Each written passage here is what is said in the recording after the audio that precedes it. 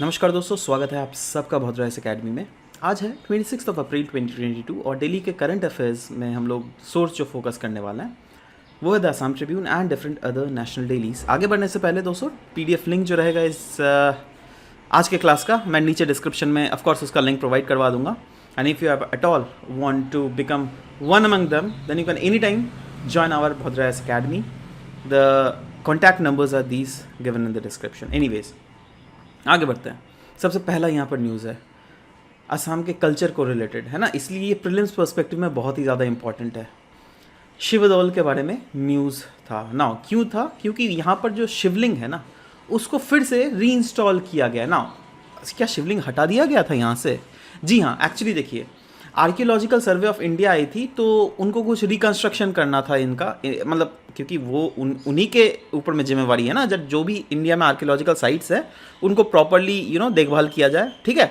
तो वो for the time being इन्होंने हटा दिया था क्योंकि थोड़ा रिकंस्ट्रक्शन चाहिए था, बट वहाँ के लोग जो है काफ़ी ज़्यादा विरोध कर रहे थे, इसलिए फाइनली उनको रीइंस्टॉल किया गया है। राइट नाउ यहीं पर दोस्तों ये जो कहाँ है ना, जहाँ पर वो डिस्ट्रिक्ट का नाम है शिवसागर डिस्ट्रिक्ट, पता है ना आपको? चलिए अच्छा, यहाँ पे कुछ कुछ ग्रुप ऑफ स्ट्रक्चर्स हमें देखने को मिलते हैं which belongs to the ancient Hindu temples and they are Shivadol, ये तो पता ही है आपको, शिवलिंग है जहाँ पर, है ना। एक है यहाँ पर ही विष्णुदोल, है ना, जो क्या ऑफकोर्स विष्णु भगवान को डेडिकेटेड है। एंड एक है देवी दोल जो क्या देवी दुर्गा को डेडिकेटेड है। राइट, तीन है। और हाँ, जैसे कि देख रहे हैं दैट ये शिवसागर डिस्ट्रिक्ट है, देख रहे हैं, है ना। और यह है मतलब ये जो लोकेशन भी है ना शिवदोल का, ये देखो शिवदोल है ना, तो ये एक लेक के सामने है। ये लेक देख रहे हो पीछे में, इस लेक को कहते हैं शिवसागर टैंक, ठीक है, या फिर इसको हम लोग बौड़पुखरी टैंक भी कहे जाते हैं, ठीक है। 1731 से 1738 के बीच में बर राजा अंबिका जो कि क्वीन थी अहोम किंग स्वर्गदेव शिवा सिंगा का, ठीक है, तो उन्होंने इस का कंस्ट्रक्शन बेसिकली किया था, इस टैंक का कंस्ट्रक्शन, ठीक है। और आपको पता होना चाहिए ये शिवदोल जो है यह शिवसागर डिस्ट्रिक्ट में लोकेटेड है। स्पेसिफिक अगर लोकेशन दिखाने की कोशिश करें तो ये देखो, ये वाला रीजन है, ठीक है, समझ गए? ये हमारा आसाम है ना, दिख रहा है? चलो नेक्स्ट, प्रोजेक्ट कैचअप न्यूज़ में था ना। ये क्या है, कहाँ पर ये स्टार्ट किया जा रहा है? चिरांग डिस्ट्रिक्ट में, है ना।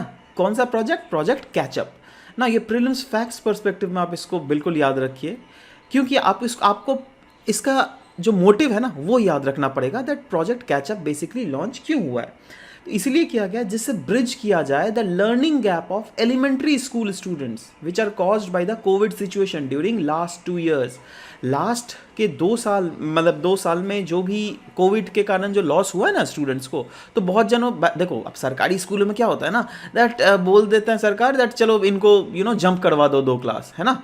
बट जंप करवाने से नहीं होगा ना, आपको तो एक्चुअली में उनके नॉलेज भी तो चाहिए ना। अगर कोई बच्चा क्लास 5 में हो, उसको 7 में तो चला गया अभी, राइट, बट उसको कुछ पता ही नहीं है 6 क्लास में क्या उन्होंने पढ़ा था, राइट। तो इसीलिए इस प्रोजेक्ट कैचअप के अंडर बेसिकली क्या किया जाएगा, वहाँ के टीचर्स जो है ना वो 1 आवर एक्स्ट्रा लेंगे क्लास 1 से 5 तक के बच्चों के लिए। क्योंकि देखो क्लास 1 से 5 के बच्चे ऐसे स्टेज में होता है ना जहाँ पर आपका दिमाग का एक्चुअल विकसित होता है उस समय, क्योंकि एलिमेंट्री चीज़ें आपके दिमागों में घुसाया जाता है उस, ठीक है।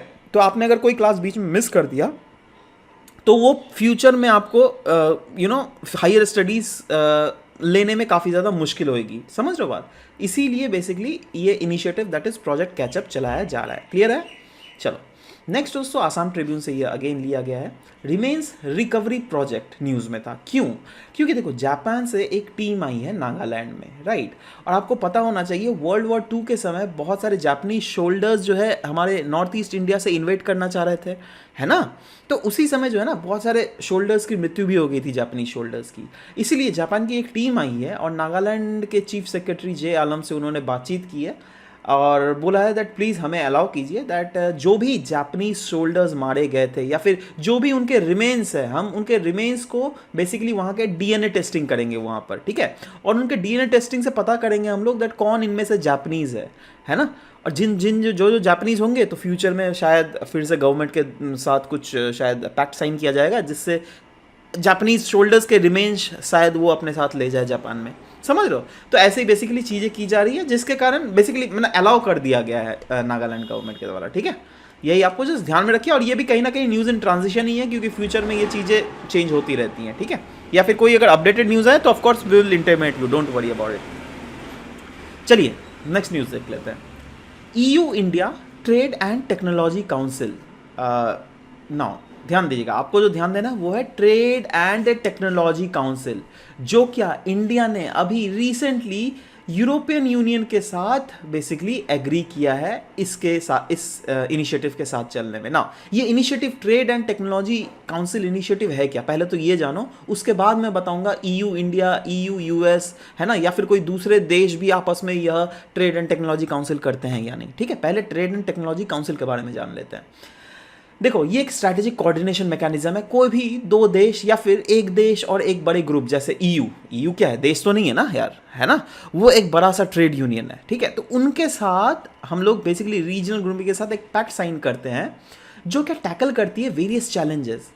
किस किस सेक्टर में, जैसे हम लोग दोनों ट्रेड कर रहे हैं, राइट, हम लोग दोनों टेक्नोलॉजी ट्रांसफर कर रहे हैं, सिक्योरिटी के रिलेटेड हम लोग बातें करते हैं, तो उसमें क्या है ना दैट कोऑर्डिनेशन हमें एकदम कॉम्प्लेक्स लेवल की कोऑर्डिनेशन चाहिए होती है, ठीक है। तो उस कॉम्प्लेक्स लेवल की कोऑर्डिनेशन के नेक्सस को और भी ज़्यादा स्मूदन करने के लिए बेसिकली ये इस टाइप के पैक्ट साइन किए जाता है, that is trade and technology council, जो क्या रिसेंटली इंडिया ने यूरोपियन यूनियन के साथ किया। बट क्या सवाल होता है, क्या ये पहला पैक्ट है जो कि यूरोपियन यूनियन के साथ साइन किया गया है? नो नो नो नो, इससे पहले ऑलरेडी हम लोगों ने पहला जो साइन किया था वो यूनाइटेड स्टेट्स के द्वारा किया गया था। अभी ये जो पैक्ट है ना, ये दूसरा पैक्ट है, तो अपने आप में ये बहुत ज़्यादा इंपॉर्टेंट हो जाता है। आपको याद रखना पड़ेगा कौन सा पैक्ट पहला है, कौन सा पैक्ट दूसरा है, ठीक है। ये सब भी याद रखिए, लेकिन क्योंकि ऐसे ही क्वेश्चन आएंगे। देखो क्वेश्चन देख क्या देगा, ये पहला तो स्टेटमेंट ये इस टाइप से कुछ स्टेटमेंट दे देगा, और दूसरा स्टेटमेंट जहां पे आपको फंसाने की कोशिश करेगा वो बोलेगा that it is a first such kind of pact which India has signed with any other partner countries और पार्टनर ग्रुप्स या फिर ट्रेड ब्लॉक्स, ठीक है। सो आपको ये चीज़ों में ध्यान दीजिए, लेकिन है ना। नेक्स्ट दोस्तों, द हिंदू में यह लेबर फोर्स पार्टिसिपेशन के रेट के रिलेटेड बहुत ही ज़्यादा इंपॉर्टेंट आर्टिकल था। सो इसके डेटाज हमें बहुत ज़्यादा काम दे सकते हैं, इसीलिए मैं डेटा में ज़्यादा फोकस करूँगा, ठीक है। देखो, बोल रहा है that labour force participation rate जो 2016-2017 के कंपैरेटिवली 2021-2022 को अगर देखिएगा घटा है, ठीक है ना। ये कौन बेसिकली डेटा को कलेक्ट कौन करती है, तो वो CMIE, that is centre for monitoring Indian economy, ठीक है। इनके द्वारा डेटा को कंसोलिडेट किया गया है, जिससे यह पाया गया है दैट 2016-17 के कंपैरेटिवली 2021-22 में अगर देख लीजिएगा लेबर फोर्स पार्टिसिपेशन रेट जो है ना वो घटा है। तो 2016 को कितना था, या वो तब था 46%, और अभी कितना है 40%। मतलब 2016-17 को अगर सोचो 100 में से 46% लोगों को या तो जॉब कर रहे हैं या फिर जॉब पाने के लिए मेहनत कर रहे हैं, ठीक है, उनको कहेंगे लेबर फोर्स पार्टिसिपेशन रेट। अब सोचो कोई ऐसा बंदा है जो वेला बैठा हुआ है, जॉब के लिए ट्राई ही नहीं कर रहा है, he is not counted under labour force participation rate. Clear है, ठीक है। बट जैसे आप लोग है ना, आप लोग you want to come into the labour force, right, so you are under this labour force participation rate का डेटा में आपका भी इंक्लूजन किया गया होगा, ठीक है, समझ लो बात। तो अगर 2016-17 में 100 में से 46 बंदे जॉब पाना चाहते थे या फिर जॉब कर रहे थे, तो वही 2021-22 को घट के यह 40 हो गया, मात्र 100 में 40, ठीक है। मतलब 100 में 40 मैं बोल रहा हूँ, ठीक है, एक्चुअली मैं 40 लोग मत समझ लेना, है ना। तो ये है, तो आप समझ गए बेसिकली दैट ये क्या है लेबर फोर्स पार्टिसिपेशन रेट, कौन इसके डेटा को कंपाइल करती है। अब कुछ डेटाज में हम लोग डिस्कशन करते हैं। लेबर फोर्स पार्टिसिपेशन रेट जो है वुमेन के बीच में अगर देख लीजिएगा 2016-17 से 2021-20 में घटा है 15% से 9.2%, देख रहे हो घट रहा है।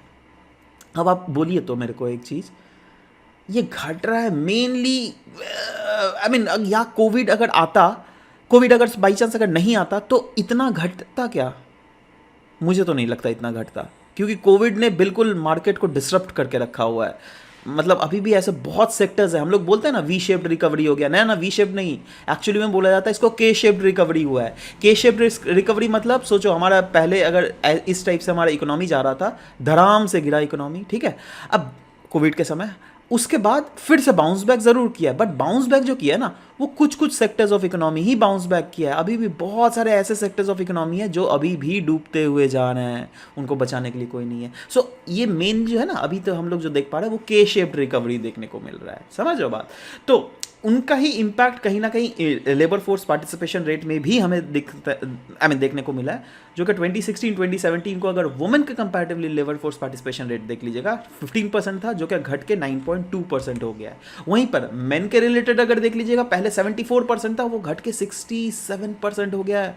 बहुत ज़्यादा घट गया है भाई, 7% के अराउंड, सोच रहे हो। अच्छा, अब अगर सिर्फ और सिर्फ अर्बन एरियाज में इंक्लूड कर लीजिए यहाँ पे, लेकिन मेन वुमेन दोनों इंक्लूड कर रहा हूँ, ठीक है।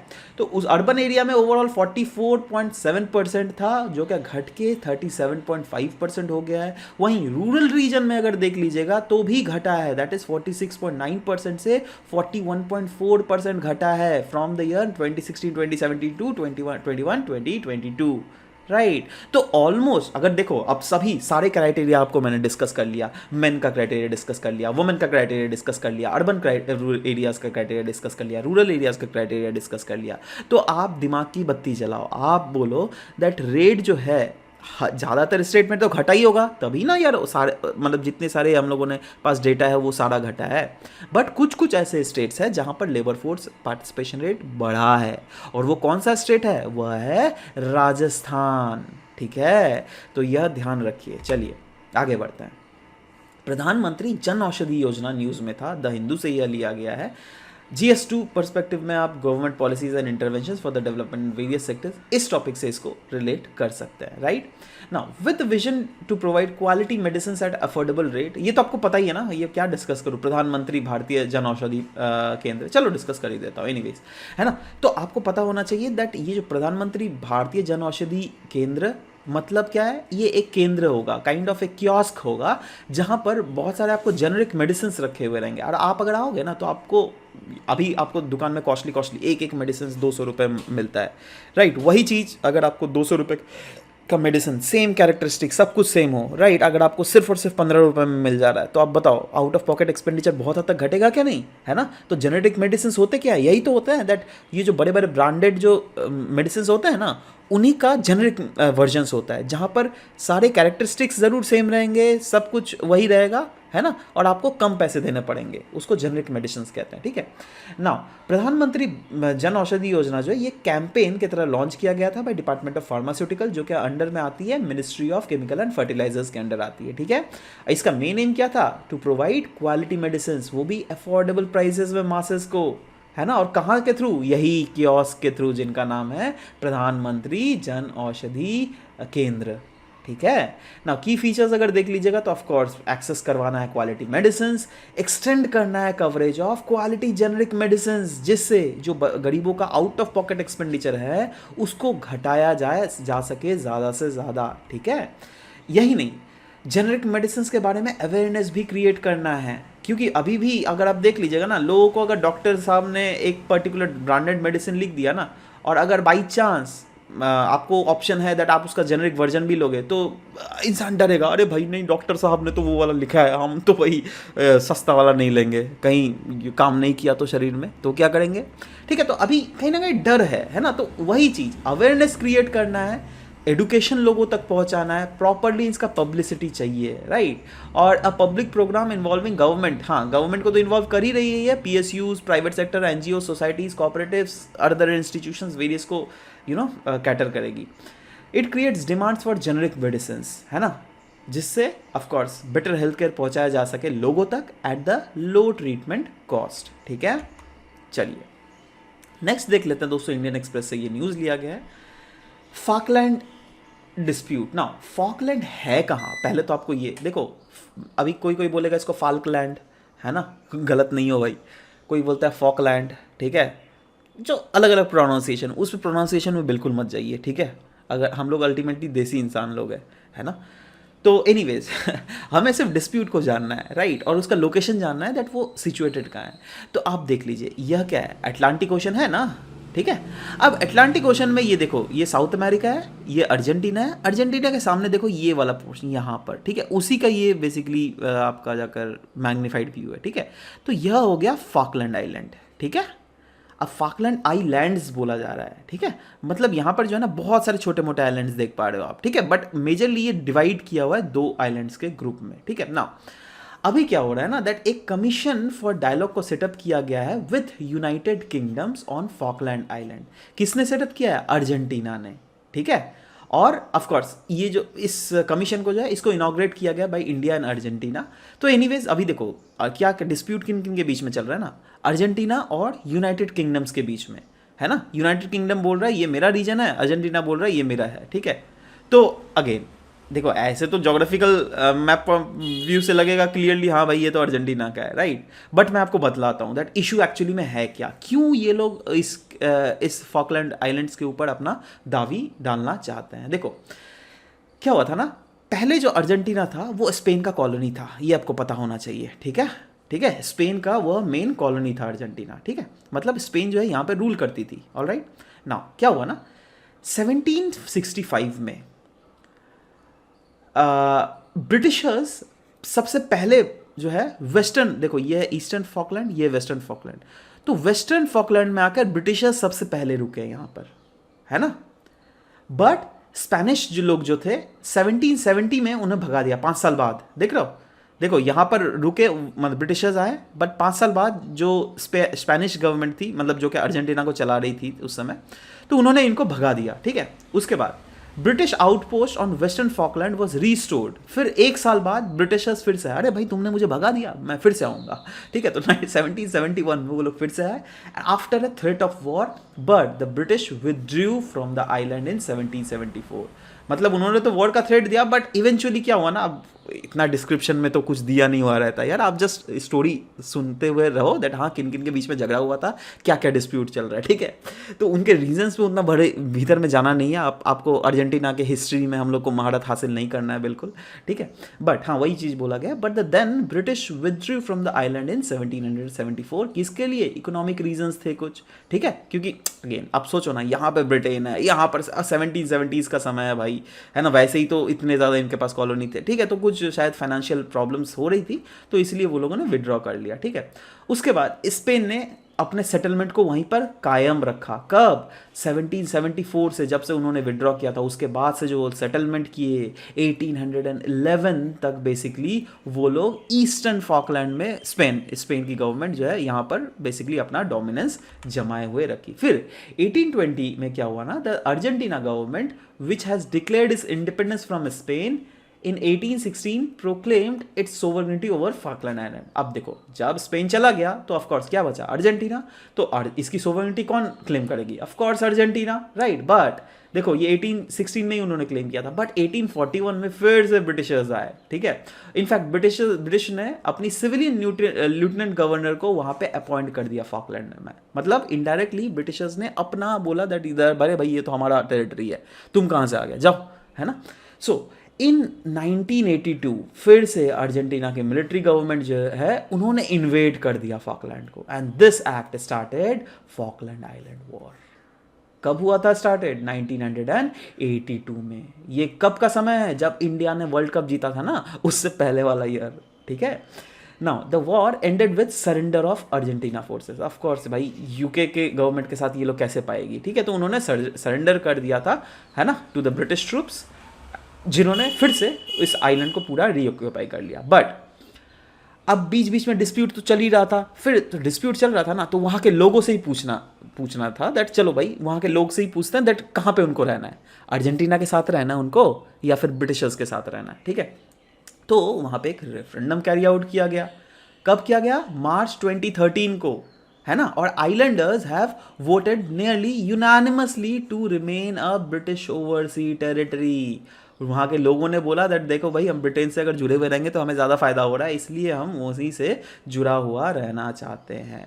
तो वही चीज़ देखो, वेरियस वॉर्स हमने देखा, फॉकलैंड आइलैंड वॉर है ना, कभी ये कब्जा मार रहा है, कभी वो कब्जा मार रहा है, ठीक है। और बहुत सारे डिस्कशंस भी हुए जिसके कारण 2013 में रेफरेंडम भी हुआ था।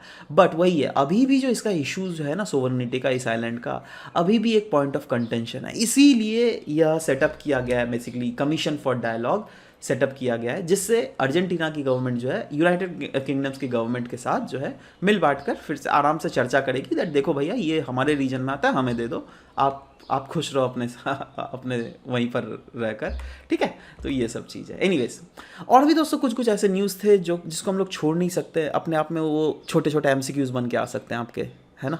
तो इसलिए लेट्स डिस्कस अबाउट इट। जैसे पावर प्रोजेक्ट्स का कुछ कुछ नाम लिया, आपको पता है ना, रिसेंटली बेसिकली आपका जाकर प्रधानमंत्री जी तो थे मोदी जी, वो जम्मू कश्मीर के दौरे पर थे। तो बेसिकली इसीलिए बेसिकली न्यूज़ में भी है रैटल और क्वार पावर प्रोजेक्ट, ठीक है, क्योंकि इन्होंने प्रधानमंत्री जी ने फाउंडेशन रखा था रैटल पावर प्रोजेक्ट का और क्वार पावर प्रोजेक्ट का, जो क्या लाई करती है on Chenab river in Kishtwar district.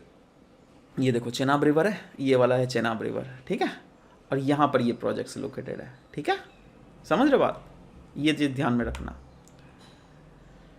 House hold consumer spending सर्वे, दोस्तों हर 5 साल में यह सर्वे कंडक्ट किया जाता है, जहाँ पर all India house hold consumer, basically house holds को सर्वे किया जाता है। अब हर एक घर में नहीं जाया जाता है, कुछ कुछ घर को सेलेक्ट किया जाता है और उनसे कुछ कुछ क्वेश्चनर्स की जाती है, जिसके आधार पर पता चलता है दैट वहाँ के लोगों का कंजम्पशन पैटर्न फ्यूचर में क्या होने वाला है, ठीक है, across rural region, across urban region, कैसे कैसे लोग वहाँ पे खर्च करने वाले हैं। सो जो भी डेटा गैदर किया जाता है, ठीक है, वो एक एवरेज एक्सपेंडिचर बताता है वहाँ के लोगों का, दैट वहाँ के लोग अगर फूड या फिर नॉन फूड आइटम्स या फिर सर्विसेज अगर एक्सेस करना चाहते हैं तो कितना स्पेंड करने के लिए वो लोग राजी है। And it is use to arrive at the estimate of poverty level. जी हाँ, इसी से पता चलता है दैट लोगों की दैट कितनी कैपेबिलिटीज़ हैं कोई भी कितना खर्चा करने के लिए। तो ये एक बहुत इंपॉर्टेंट इंडिकेटर है जिससे हम लोग पॉवर्टी लेवल भी मापते हैं, right. And India hasn't had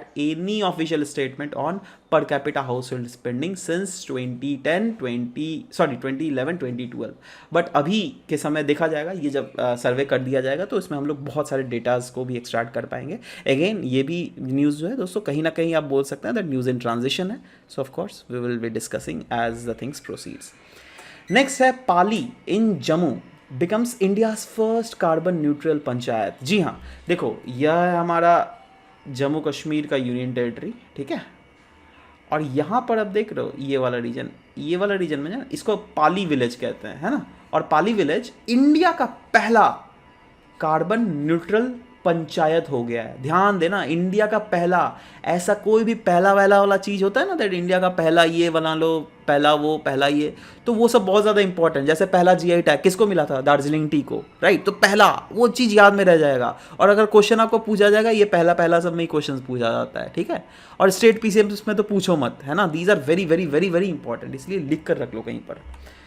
next सीना स्पेक्टेबिलिस, यह एक इन्वेजिव स्पीशीज़ है, राइट, जो कि नीलगिरी बायोस्फीयर रिजर्व में हमें देखने को मिल रहा है। ये वाला इन्वेजिव स्पीशीज़ होती क्या है? ये देखो एलियन स्पीशीज़ होती है, मतलब बाहर से सोचो, एक कोई पर्टिकुलर रीजन है, ठीक है, वहाँ पे प्राइमरी सक्सेशन होगा, सेकेंडरी सक्सेशन पढ़ा है ना जी, क्लास 12 का बायोलॉजी बुक में क्लियरली वो सब प्राइमरी सक्सेशन सेकेंडरी सक्सेशन के बारे में प्रॉपर्ली दिया हुआ है, पढ़ लेना।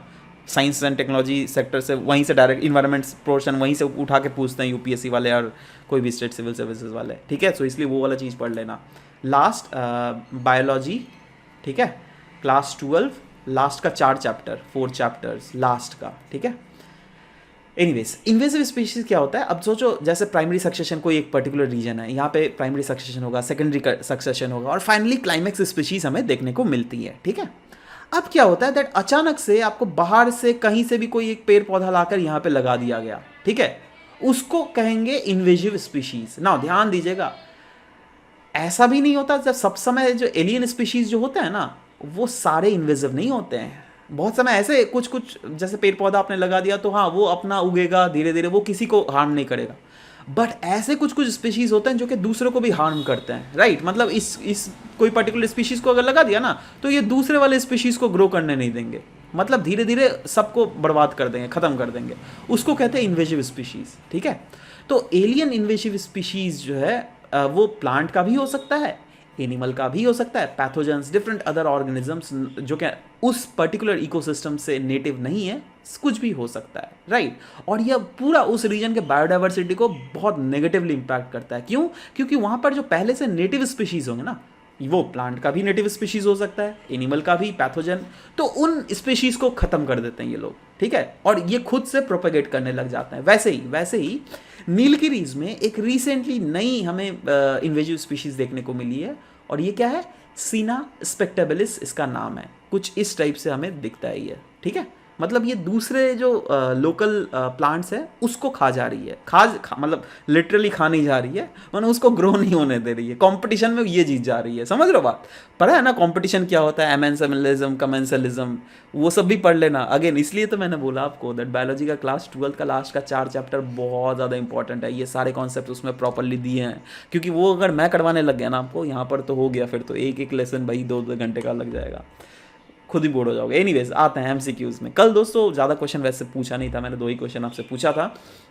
पहला क्वेश्चन था consider the following statement regarding Assam project on agri business and rural transformation. तो 2 ऑप्शंस दिए गए थे जिसमें दोनों के दोनों बिल्कुल सही थे, जी हाँ, तो सी वॉज द करेक्ट आंसर, ठीक है? और दूसरा था आइलैंड डिस्प्यूट। क्यूराइल आइलैंड जो था ये जापान और साउथ कोरिया नहीं, जापान और रशिया था, राइट? और डोगडो आइलैंड जो है ये जापान और साउथ कोरिया था, नॉर्थ कोरिया साउथ कोरिया नहीं, ठीक है? यहाँ पे जापान और साउथ कोरिया, और यहाँ पर आपका रशिया होता। तो दोनों के दोनों क्योंकि गलत थे, तो neither 1 not 2 will be the correct answer, ठीक है? और आप लोगों में से बहुत जने सी डी सब ने सही दिया, बट हाँ ध्रुव ज्योति ने गलत दे दिया था, सी बी उन्होंने दिया था, तो आप देख लीजिएगा। एनीवेज मानस जी पूछ रहे थे that I am 18 years old, I am starting my journey from now, okay please suggest me, I am going to pursue my graduation in political science. भैया करो ना, फिर ग्रेजुएशन करो अभी, साथ ही साथ ये सब भी आप पढ़ो, ठीक है? तो क्या होगा ना दैट अभी जैसे आप करंट अफेयर पढ़ रहे हो, आपको आप जैसे ग्रेजुएशन पॉलिटिकल साइंस में करना चाहते हो, तो प्रोबेबली आप फ्यूचर में ऑप्शनल भी पॉलिटिकल साइंस ही लोगे, ऐसा मैं मानकर चल रहा हूँ, ठीक है? तो अच्छे से पढ़ना कुछ भी पढ़ोगे तो, और साथ ही साथ मेक श्योर दैट आप भद्राइस एकेडमी को भी एटलीस्ट यूट्यूब चैनल को सब्सक्राइब करके रखो आप, ठीक है? तो समय के साथ साथ आपकी जो इंटेलिजेंस लेवल है वो भी चेक की जाएंगी, ठीक है? एनीवेज तो आज का क्वेश्चन देख लेते हैं दोस्तों। एक तो नीचे कमेंट सेक्शन में आप लिखिएगा ही answer, but make sure that ये लाइक का बटन भी हिट कर दीजिए यार। आप लोग देख लेते हैं वीडियोस, कुछ पता नहीं चलता है चीज़ें। लाइक अगर आप इसको हिट करोगे तो ये यूट्यूब का एल्गोरिदम ही ऐसा होता है ना, वो इन वीडियोस को प्रमोट करेगा, तो आपका कोऑर्डिनेशन नहीं आएगा तो ये वीडियो कैसे प्रमोट होगा, ठीक है? So make sure to hit the like button. Anyways आगे बढ़ते हैं। Consider the following statement regarding labour force participation rate. इसके रिलेटेड कुछ स्टेटमेंट्स दिए गए। पहला स्टेटमेंट बोल रहा है the data of labour force participation rate is compiled by centre for monitoring Indian economy.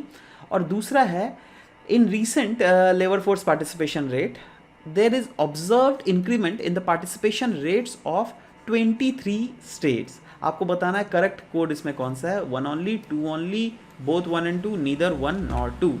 दूसरा है Ratle power project recently seen in news established in which among the following river, Jhelum, Chenab, Ravi या फिर Beas. Next is Pradhan Mantri Jan Aushadhi Yojana, a programme launch to provide quality medicine at affordable prices to the masses, is under which ministry? Ministry of health and family welfare, ministry of food processing, ministry of chemical and fertilisers, ministry of science and technology, ठीक है? तो आपको नीचे comment section में इन तीनों के answers properly दीजिएगा ज़रूर, ठीक है? आता है मेंस का क्वेश्चन दोस्तों। मेंस का क्वेश्चन दोस्तों आज थोड़ा अलग है, बेसिकली बहुत जर्नलिस्टिक क्वेश्चन है, and these kind of questions have already been asked in your paper. इस साल के ही पेपर उठा लीजिएगा, ठीक है? तो देखो अब क्या होना, ये डायरेक्टली भी क्वेश्चन आ सकता है, यू नेवर नो, ठीक है? बट हम लोग ऐसे भी अगर भद्राइस देख लोगे अराउंड 65% जो है हमारे जीएस का क्वेश्चंस ऑलरेडी हम लोग जो अपने कोचिंग में आप लोग को प्रोवाइड करते हैं एकदम डिट्टो लग गया था, ठीक है? सो हम लोग कोशिश कर रहे हैं दैट ज़्यादा से ज़्यादा इस टाइप के क्वेश्चंस आपको दिया जाए जिससे आप का जो लेवल हो समझने का, ठीक है, वो ज़्यादा प्रॉपर हो सके। एनीवेज, क्वेश्चन पूछा जा रहा है solar potential in South Asia, overall South Asia के बारे में पूछा जा रहा है दैट साउथ एशिया का सोलर पोटेंशियल है क्या, डिस्कस करना है आपको। What have been some of the major achievements in solar front India के द्वारा, ठीक है। तो अगेन सोलर टेक्नोलॉजीज के बारे में आपको बतलाना है दैट ये है क्या ओवरऑल। अगर साउथ एशिया को पूरा लेना है, सिर्फ इंडिया को फोकस मत करना, जहाँ पर साउथ एशिया में इंडिया, श्रीलंका, बांग्लादेश सब कुछ आ जा रहा है भाई, है ना। तो अगेन पोटेंशियल तो काफ़ी ज़्यादा है और सब कोई चाह भी रहे हैं अल्टरनेटिव सोर्सेज ऑफ एनर्जी में स्विच करने। क्यों? क्योंकि आप इन डेटास को प्रेजेंट कर सकते हो। जैसे अभी देख लोगे इंडिया का डिपेंडेंसी मैक्सिमम जो है वो कोल में है, वो कितना है 68%। नेपाल का मैक्सिमम हाइड्रो पावर में है, वो कितना 99% भाई साहब। बांग्लादेश देखो नेचुरल गैस में 91%, श्रीलंका 50% ऑयल के ऊपर डिपेंडेंट है, राइट। तो अगेन हमें क्या सोचना चाहिए ना, दैट डिपेंडेंसी कम से कम कैसे किया जाए, राइट। कैसे कैसे हमारे बास्केट्स को डाइवर्सिफाई किया जाए, जिससे कल को बाई चांस सोचो कोल में बैन लग गया दुनिया भर में, एकदम फोर्सफुली बैन लगा दिया गया, तो क्या यूज़ करोगे? तब तो आप हम बर्बाद हो जाएंगे इंडिया फिर, है ना। तो इसलिए हमें सोचना पड़ेगा दैट अलग अलग सेक्टर्स में भी हम लोग बास्केट्स को डाइवर्सिफाई कर सके। इसी डायरेक्शन में सोलर एनर्जी बहुत एक इम्पॉर्टेंट है। और सवाल ये होता है दैट क्या क्या पोटेंशियल है साउथ एशियन कंट्रीज़ का। तो पोटेंशियल को आप लिख सकते हो that solar global solar Atlas के थ्रू भी क्लियरली दिखता है दैट हाँ साउथ एशियन कंट्रीज़ के पास पोटेंशियल बहुत ज़्यादा है। ओवरऑल जितना देख लीजिएगा दैट अभी भी हमारे जो देश साउथ एशियन कंट्रीज़ जो कि ज़्यादातर डेवलपिंग कंट्रीज़ ही हैं, ठीक है, तो कंजम्पशन क्या होता है वुड या फिर केरोसिन का, अब इससे इम्पैक्ट होता है हेल्थ में, ठीक है। तो ये सब के बारे में लिख लेना, है ना। ओवरऑल अगर सोलर एनर्जी का यूजेजेस होगा तो कहीं ना कहीं इनडायरेक्टली बेनिफिट करेगा ये मतलब इनकम लेवल में भी। क्यों? क्योंकि सोशियो इकोनॉमिक डेवलपमेंट भी होगी हमारे यहाँ के लोगों की, ठीक है। इंडिया के अचीवमेंट क्या क्या है, तो आप बोल सकते हैं वेरियस अचीवमेंट, जैसे इंटरनेशनल सोलर अलायंस के बारे में बात कर सकते हैं, roof top solar power energy को कैसे प्रमोट किया जा रहा है, सोलर पार्क्स की इस्टेब्लिशमेंट की जा रही है, हम लोग कहीं ना कहीं कोशिश कर रहे हैं दैट इंफ्रास्ट्रक्चर को और भी इंप्रूव कर पाए, सोलर पावर रिलेटेड इंफ्रास्ट्रक्चर जो कि अगेन सस्टेनेबल डेवलपमेंट गोल 9 को भी सेटिस्फाई करता है। तो ये सब चीज़ें लिखकर ultimately you can come on to any conclusion of yours, right. So this is how you need to go about it, right. And again मैं चाहता हूँ दैट अगर आप लोग अपने अभी कोई आंसर्स है, सोचो इससे भी ज़्यादा मॉडिफाइड आंसर है, then anytime you can write your answers. Of course we are there to check it up for you. Anyways, this is all about the discussion for today's class. We'll be meeting in next class. Till then, bye bye, take care. Thank you guys, thank you for listening to the whole video. Thank you very much.